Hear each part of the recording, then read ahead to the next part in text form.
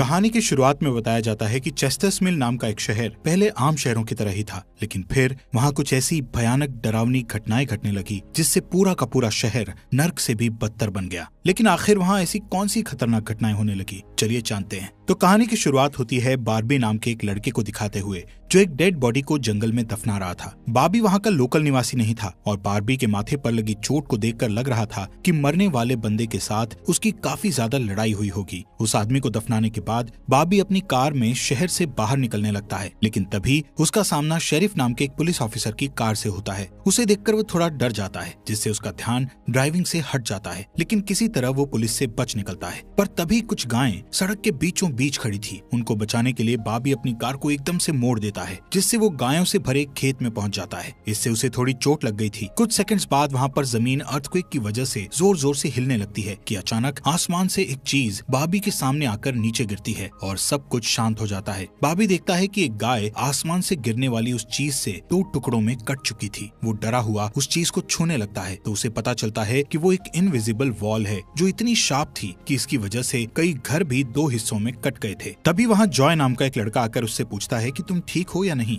वो भी उस इनविजिबल दीवार को देखकर शॉक्ड रह जाता है। दूसरी तरफ शेरिफ और लिंडा को खबर मिलती है कि उस पूरे टाउन की पावर सप्लाई कट गई है, फोन लाइंस बंद हो गई हैं और इंटरनेट भी काम नहीं कर रहा है। यहाँ तक कि सारे सैटेलाइट कनेक्शंस भी काम करना बंद कर गए थे। तभी शहर के ऊपर से उड़ रहा एक प्लेन उस इनविजिबल वॉल से टकराकर क्रैश हो जाता है, जिसे देखकर लोग और भी ज्यादा घबरा गए थे और ये बात कंफर्म हो जाती है कि ये सिर्फ एक इनविजिबल दीवार नहीं बल्कि एक राउंड शेप डोम यानी गुम्बद है जिसने आधे शहर को कवर कर लिया है। वहीं दूसरी साइड हम एक रेडियो स्टेशन पर फिल और उसकी असिस्टेंट डोडी को देखते हैं जो सिग्नल लाने की कोशिश कर रहे थे। वो दोनों थोड़ा कंफ्यूज थे कि अचानक सिग्नल क्यों चला गया। यहाँ पर फिल को लगता है कि ये अच्छा मौका है उनकी रेडियो रेटिंग्स को हाई करने का, इसलिए वो दोनों सिग्नल को ठीक करने में लग जाते हैं। वहीं एक फायर ट्रक डोम की दूसरी तरफ से आ रहा था, जिसे देख बार्बी ट्रक वाले को इस इनविजिबल वॉल की तरफ इशारा करता हुआ उसे रुकवाकर क्रैश होने से बचा लेता है। थोड़ी देर बाद वहाँ इन्वेस्टिगेशन करने के लिए कुछ पुलिस वाले आते हैं, पर इस इनविजिबल डोम को समझना उनके बस की बात नहीं थी। उसी समय वहाँ पर एक शहर का काउंसिलमैन जिसका नाम बिग जिम था वो भी पहुँच जाता है, लेकिन उसे भी इस डोम के बारे में कुछ भी समझ नहीं आता। यहाँ पर पुलिस को इन्फॉर्मेशन मिलती है कि उस शहर की तरफ आने वाले सभी रास्तों को बंद कर दिया गया है क्योंकि उस डोम की वजह से बहुत सारे एक्सीडेंट हो रहे हैं। इसके थोड़ी दूर घर पर जूनियर नाम का लड़का एंजी नाम की लड़की के साथ इंटीमेट हो रहा था। एंजी पेशे से नर्स थी और जो की बड़ी बहन भी थी। इंटीमेट होने के बाद जूनियर एंजी से कहता है कि मैं तुमसे बहुत प्यार करता हूँ, लेकिन एंजी उसे कहती है कि वो उसके लिए ऐसा कुछ फील नहीं करती। इससे जूनियर का दिल टूट जाता है और उन दोनों में बहस होने लगती है। यहाँ पर उनकी बहस इतनी बढ़ जाती है कि एंजी उसे थप्पड़ मारकर वहाँ से चली जाती है। इसके बाद हम 3 लोगों की फैमिली को देखते हैं, जिसमें मदर कैरोलीन, एलिस और उन दोनों की बेटी नोरी उसी टाउन की तरफ जा रही थी। उन्हें इस बात की खबर नहीं थी कि डोम ने उस टाउन को कवर किया हुआ है। दूसरी तरफ हम जूलिया नाम की एक इन्वेस्टिगेटिव रिपोर्टर को देखते हैं जिसका चेस्टर्स मिल शहर में बहुत नाम था। एक दिन एक औरत उसे एक सीक्रेट खबर देने के लिए कॉल करती है। वो औरत उसे बताती है कि उसने उस वीक चेस्टर्स मिल में प्रोपेन से भरे 6 ट्रक को जाते हुए देखा है और उसके हिसाब से इतनी बड़ी क्वांटिटी में प्रोपेन जैसे फ्यूल का शहर में आना किसी खतरनाक प्लान का हिस्सा हो सकता है। जूलिया उस औरत को इस बारे में इन्वेस्टिगेशन करने का वादा करती है, पर वो अपने काम में ज्यादा बिजी होने के कारण उस पर ध्यान नहीं दे पाती। वहीं बिग जिम रेडियो स्टेशन जाकर इमरजेंसी की अनाउंसमेंट करता है। कैरोलीन जो एलिस और नॉरी के साथ शहर में आ रही थी ये अनाउंसमेंट सुन लेती है, पर उन्हें लगता है कि ये किसी तरह का एडवर्टीजमेंट है,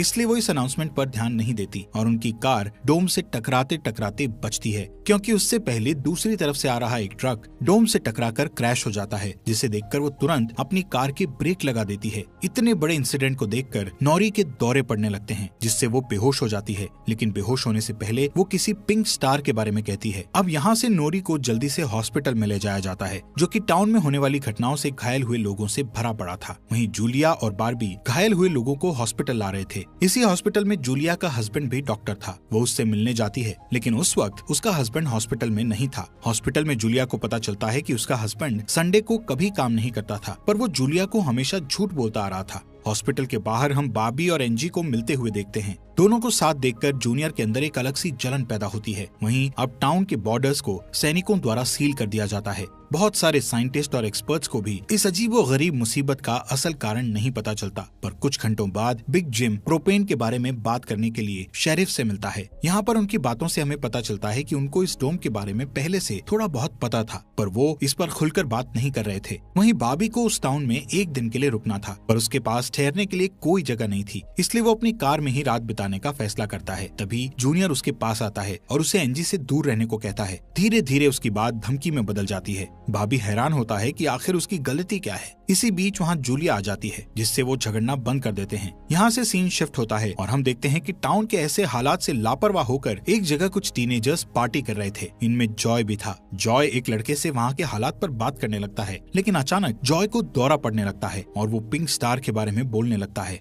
जैसे कि पहले नॉरी ने बोला था। वहीं जॉय की बहन एंजी घर पर अकेली होती है। तभी अचानक उसके घर में जूनियर घुसकर उसको किडनैप करके अपने फादर के टूटे फूटे शेल्टर में ले जाता है। यहाँ पर वो उसे बताता है कि मुझे पता है शहर को कवर किए इस डोम के बारे में। यहाँ पर एंजी को उससे ये भी पता चलता है कि बिग जिम ही जूनियर का फादर है। जूनियर एंजी को ये भी बताता है कि उसके फादर अपनी फैमिली की सुरक्षा को लेकर हमेशा चिंतित रहते थे, इसलिए उन्होंने फैमिली के लिए ये शेल्टर बनाया था। वहीं दूसरी साइड जूलिया बॉबी को अपने घर में ठहरने के लिए लाती है। तभी अचानक बॉबी की नजर उसके हस्बैंड की फोटो पर पड़ती है और उसे रियलाइज होता है कि ये वही आदमी है जिसे उसने सुबह मारा था। दूसरी तरफ लिंडा और शेरिफ सभी व्हीकल्स पर नजर रख रहे थे ताकि कोई भी गलती से इस डोम से न टकरा जाए। तभी अचानक शेरिफ को अटैक आ जाता है और वो वहीं पर मर जाता है। अब यहाँ से हमें सुबह की घटना फ्लैशबैक में दिखाई जाती है, जहाँ बॉबी टाउन में जूलिया के हस्बैंड जो डॉक्टर थे उनसे मिलने आया था। वो उनसे कुछ पेमेंट की बात करता है, पर डॉक्टर उसे पेमेंट देने से इनकार कर देता है, जिस वजह से उन दोनों में झगड़ा हो जाता है और एक्सीडेंटली बॉबी उसे गोली मार देता है। बॉबी जानता था कि भले ही उसने उसे गलती से मारा है, पर उसे इसकी सजा मिलेगी और इससे बचने के लिए उसने उसकी बॉडी को जंगल में दफना दिया। वहीं प्रेजेंट में सुबह उठकर बार्बी देखता है कि उसके गले की चेन गायब है, तो वो जूलिया से इसके बारे में पूछता है। जूलिया उससे कहती है कि वो उसकी चेन को ढूंढकर उसे दे देगी, पर तभी बॉबी को याद आता है कि वो चेन उस केबिन में ही गिर गया था जहाँ उसने उसके पति को मारा था। उधर जॉय अपने फ्रेंड बेन के साथ था, जिसने पिछली रात सीजर के वक्त उसकी मदद की थी।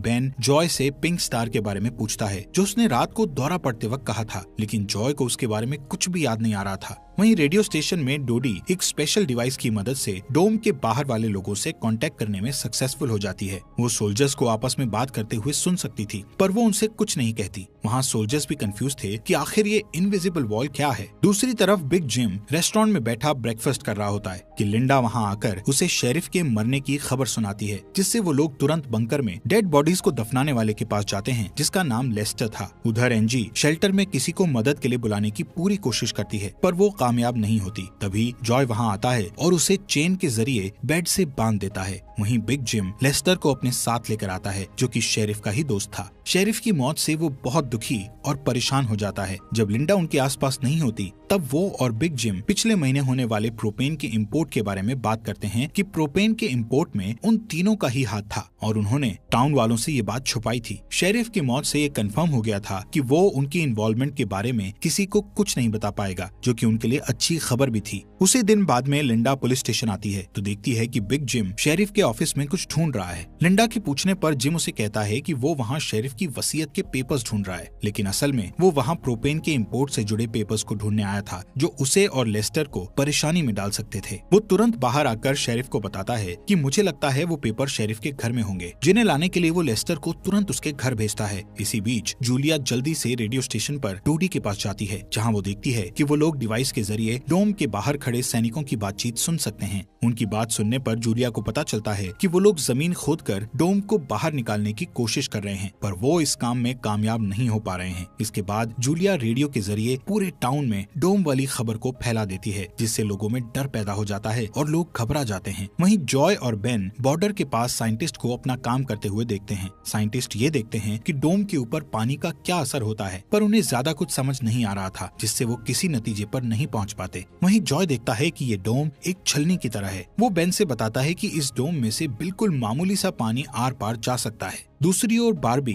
अपनी चेन ढूंढने जूलिया के हस्बैंड डॉक्टर के केबिन में जाता है। वहाँ उसे उसका चेन मिल जाता है, पर तभी जूनियर वहाँ आकर उसे देख लेता है। जूनियर उससे पूछता है कि क्या तुम एंजी के साथ सोए थे। यहाँ पर बार्बी को लगता है कि शायद उसने उसे चेन ढूंढते हुए देख लिया है और इसीलिए वो जूनियर को ऐसे ही वहाँ से जाने नहीं दे सकता था, इसलिए वो जूनियर को बहुत बुरी तरह से पीटने लगता है। वहीं हम देखते हैं कि लेस्टर शेरिफ के घर पहुंचकर प्रोपेन इंपोर्ट के पेपर्स को ढूंढने लगता है। कुछ टाइम बाद उसे वो पेपर्स ड्रॉवर में मिल जाते हैं, तभी वो उन्हें जला देता है। जब वो वहाँ से जाने लगता है तो उसका पैर लगने से पेपर्स की आग घर के पर्दों पर लग जाती है, जिससे आग की लपटें पूरे घर में फैल जाती हैं और पूरा घर जलने लगता है, जिसे देखकर जल्दी ही बहुत सारे लोग जमा हो जाते हैं और आग बुझाने की कोशिश करते हैं, पर फायर ट्रक के बिना आग बुझाना नामुमकिन था। अगर वो लोग घर को जलने देते तो डोम के अंदर का टेम्परेचर बहुत बढ़ जाता, जिससे लोगों की जानें भी जा सकती थी, इसलिए सब मिलकर आग बुझाने में लग जाते हैं। बाबी लोगों को आग बुझाने में लीड करता है। तभी लिंडा को घर के अंदर से लेस्टर की चीखने की आवाजें सुनाई देती है। वो अंदर जाकर उसे घसीट कर बाहर निकाल लाती है और इलाज के लिए डॉक्टर के पास भेज देती है। यहाँ पर लोगों को आग बुझाने में 1 घंटे के बाद भी कामयाबी नहीं मिलती, उल्टा आग और भड़क जाती है। आखिर में जिम लोडर लेकर आता है और घर को गिरा देता है। तब कहीं जाकर आग शांत होती है। इसके बाद सारे थके हुए लोग इकट्ठा होते हैं। उनमें से पॉल नाम का एक पुलिस वाला फ्रस्ट्रेट होकर कहता है कि हम सभी लोग इस डोम से कभी भी बाहर नहीं निकल पाएंगे, क्योंकि ये डोम आग से जो धुआं निकला है उसे बाहर नहीं निकलने दे रहा। वो कहता है कि हम सभी इस डोम के अंदर ही मरने वाले हैं। इतना कहता हुआ वो हवा में गोली चला देता है, जो कि डोम से टकराकर एक दूसरे पुलिस वाले को लग जाती है और वो तुरंत मर जाता है। यहाँ पर पॉल को अरेस्ट कर लिया जाता है। अंधेरा होने पर जॉय और उसके दोस्त स्केटिंग के लिए जाते हैं। तभी वहाँ पर नोरी जॉय के पास आकर उसे कहती है कि उसे अपना फोन चार्ज करना है। जॉय उसे अपने घर ले जाता है, क्योंकि उसके घर में जनरेटर था, जो कि उस टाउन के गिने चुने घरों में ही था। उधर लिंडा पॉल को जेल लेकर आती है। वहाँ कुछ लोग पुलिस स्टेशन के बाहर प्रोटेस्ट कर रहे थे। असल में वो लोग पुलिस के घटिया सिस्टम का विरोध कर रहे थे। जिम उन सबको ये कहकर शांत करता है कि जरूरत पड़ने पर उन सबकी मदद की जाएगी। लॉकअप में बंद होने के बाद पॉल को हार्ट अटैक आ जाता है, जिससे लिंडा उसकी मदद के लिए दौड़कर अंदर जाती है, लेकिन तभी उसे पता चलता है कि पॉल सिर्फ अटैक आने की एक्टिंग कर रहा था। इसी मौके का फायदा उठाकर पॉल उसे धकेलकर उसे लॉकअप में बंद करके वहाँ से भाग जाता है। इधर बंकर में जूनियर फिर से एनजी के पास जाता है। एनजी समझ चुकी थी कि अगर उसे यहाँ से निकलना है तो उसे जूनियर को झूठे जाल में फंसाना पड़ेगा, इसीलिए वो उससे अपने बचपन की यादें साझा करती है, जब वो दोनों एक बंद टनल में जाया करते थे, और कहती है कि हो सकता है डोम का टनल पर कोई असर नहीं हुआ हो तो वो लोग बाहर जा सकते हैं। यहाँ पर एनजी सोचती है कि अब वो उसके प्यार के जाल में फंस गया है तो शायद वो उसे छोड़ दे, लेकिन ऐसा कुछ नहीं होता। जूनियर अकेले ही उस टनल में जाने का प्लान बनाता है। वहीं जिम जब पुलिस स्टेशन में आता है तो पॉल की जगह लिंडा को लॉकअप में बंद देखता है। वो तुरंत उसे लॉकअप से बाहर निकालता है। उन्हें पता चलता है कि पॉल अपने साथ एक राइफल और कुछ गोलियां लेकर गया है। लिंडा तुरंत उसकी तलाश में जंगल की ओर निकल जाती है, क्योंकि उसे पता था कि पॉल अक्सर शिकार करने जंगल की तरफ जाया करता था। वहीं जिम पॉल को पकड़ने के लिए एक टीम तैयार करता है। उधर रेस्टोरेंट में बैठी कैरोलीन को नॉरी की फिक्र हो रही थी, क्योंकि वो पिछली रात अपनी दोनों मदर्स को बिना बताए जॉय के घर रुक गई थी। वहीं जिम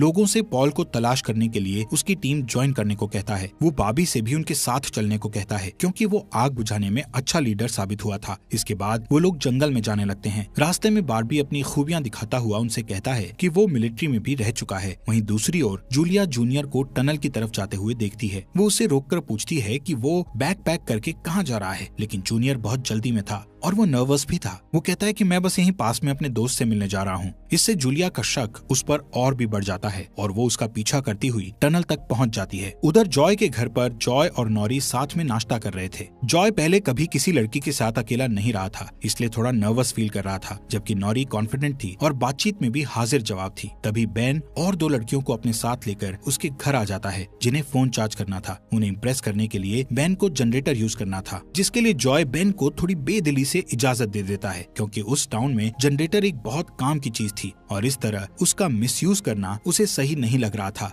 उधर जंगल में हम देखते हैं कि सर्च टीम पॉल को ढूंढ लेती है, पर उसी टाइम पॉल एक लड़के की टांग में गोली मार देता है। दूसरा लड़का भी उसे संभालने के लिए वहीं रुक जाता है, जबकि जिम और बार्बी पॉल के पीछे भागते हैं। दूसरी तरफ जूनियर टनल के आखिरी सिरे पर पहुंच जाता है, जहां पहुंचकर उसे पता चलता है कि डोम ने टनल को भी कवर किया हुआ है। वो दीवार के बिल्कुल करीब पहुंच जाते हैं, जिससे उसकी टॉर्च टॉर्च जलने लगती है। तभी जूलिया वहाँ आकर उसे वार्न करती है। जूलिया को देखकर जूनियर को बहुत गुस्सा आता है क्योंकि वो उसका पीछा कर रही थी। इस बात से जूनियर पागलों की तरह उस इनविजिबल वॉल को मुक्के मारने लगता है, जिससे जूलिया उसे रोकती है। फिर दोनों बैठकर बात करने लगते हैं। जूलिया उसे बताती है कि अपने पास्ट में की गई एक गलती की वजह से वो जर्नलिस्ट की इस बेकार सी जॉब में फंस गई है। उधर जॉय का घर लोगों से भर जाता है जो अपनी अपनी जरूरत के लिए उसके जनरेटर को यूज करने के लिए आए थे। एक बदमाश लड़का लोगों से जनरेटर यूज करने के बदले में पैसे वसूलने की कोशिश करता है, जो कि उसका था ही नहीं, लेकिन उसके खिलाफ बोलने की किसी में हिम्मत नहीं थी। ये देखकर नॉरी सब कुछ हैंडल करने के लिए आगे बढ़ती है, पर मामला और भी ज्यादा गर्म हो जाता है। लेकिन इससे पहले कि कुछ गलत होता तभी लाइट ही चली जाती है। नॉरी इस बात से बहुत खुश होती है कि जॉय ने उस बहस में उसका साथ दिया। वहीं जंगल में बॉबी और जिम पॉल तक पहुंच जाते हैं, पर पॉल ने अपनी राइफल निकाल रखी थी, जिससे वो जिम को मारने ही वाला था कि तभी पीछे से लिंडा आकर उसे शूट कर देती है। दूसरी साइड कैरोलीन जॉय के घर जाकर अपनी बेटी नोरी से मिलती है। वो नोरी से कहती है कि उसे थोड़ा जिम्मेदार बनना चाहिए। उसकी डांट सुनकर जॉय और नोरी